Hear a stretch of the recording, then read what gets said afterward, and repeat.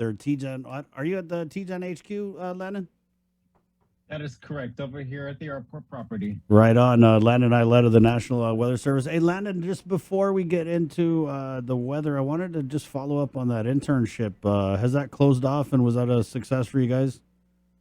Well, I'm waiting to find out about the successful part, but it has closed off. That Okay. was extended the deadline from March 1st to March 10th. And there have been a number of applications Mm. submitted. I know there were several interested from the CNMI and also from Guam, and as well as many from the States. So as far as the exact number of applications, I'm very curious and I look forward to finding out. But hopefully we can have some representation here from our islands this summer. So we will see and find out hopefully in the next several weeks. Right on. Well, keep us posted. And again, Work Week Weather brought to you by Docomo Pacific with Landon Aydlett of the NWS. Good morning, Landon.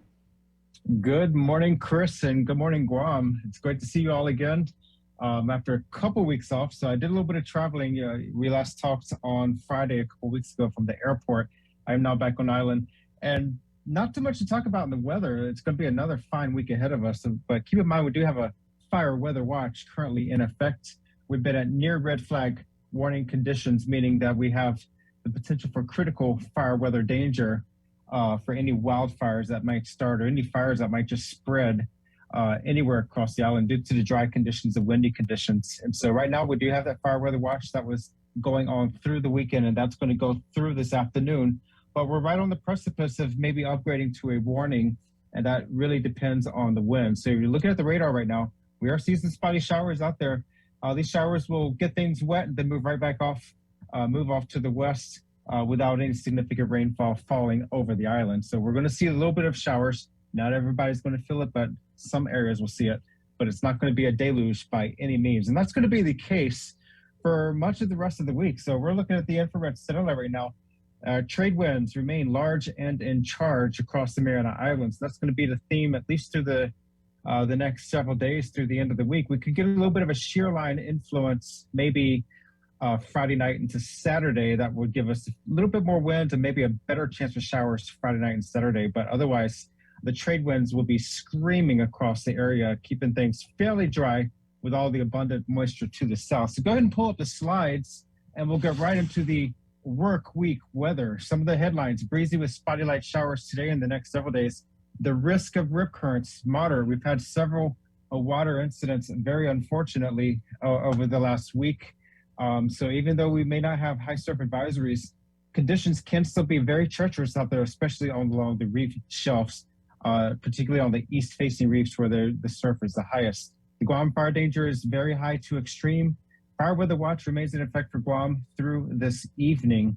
Drought conditions, moderate drought for Guam and abnormally dry for the CNMI. And across Micronesia, we have a number of advisories with the possibility of some nuisance inundation in the Marshall Islands from the high tides with the full moon, and then also the strong winds, higher swell and wind waves down there. So we'll be watching that.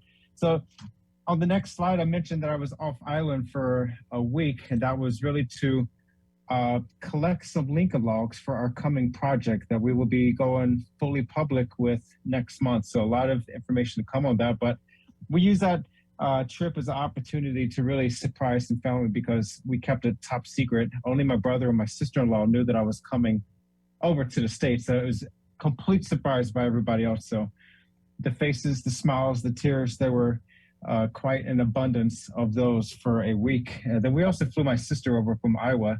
That was her first time meeting my little nephew. So 4 years old, he finally meets his aunt.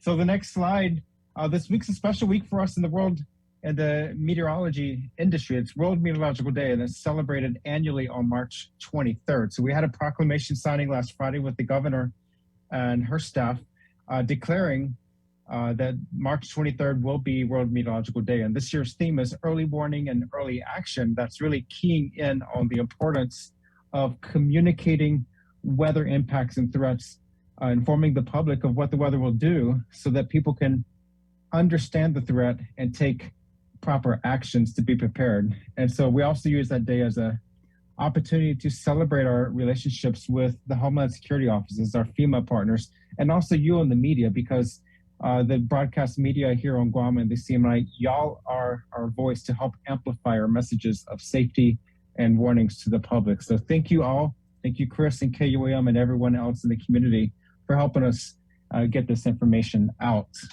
So the next slide, the days are getting longer. Sunrise gets a little earlier every day and the sunsets get a little bit later.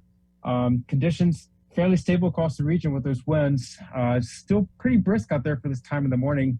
Rainfall is still very low on a day-to-day basis. So we are still behind average for rainfall for the month of March and for the year so far. And that's contributing to our moderate drought conditions across the island.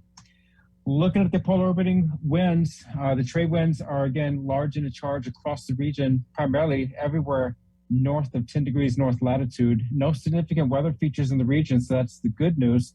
But we are watching the ITCZ generating heavy showers and thunderstorms across Koshrai and areas near and across the southern Marshall Islands. And if you notice the yellows over there near Madro, those are strong trade winds howling across there, and that's why we're looking at the potential for some nuisance inundation across reefs and coastal areas of Madro and the other islands and atolls. And across the seas, we're looking at combined seas of 5 to 7 feet. They will be a little bit choppy with those stronger winds out in open waters. East swell dominant 4 to 6 feet and wind waves about 3 feet.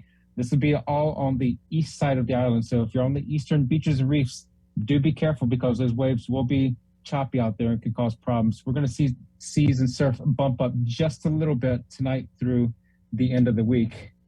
And for the drought conditions, not much change there across the region, but the Guam fire danger is very high to extreme. So keep that in mind.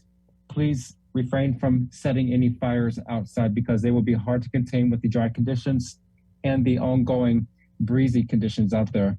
And for the week ahead, not bad at all. Mostly sunny today with isolated showers. Midweek, partly cloudy, a few showers still with the wind still elevated. And the weekend, we could see a little uptick in showers Friday night and Saturday with a weak shear line passing through the region. And that's all I got for you today. Have a great and fantastic week ahead. Thank you, Landon. And keep us posted on the foundation. If you got any new developments, let me know, my friend.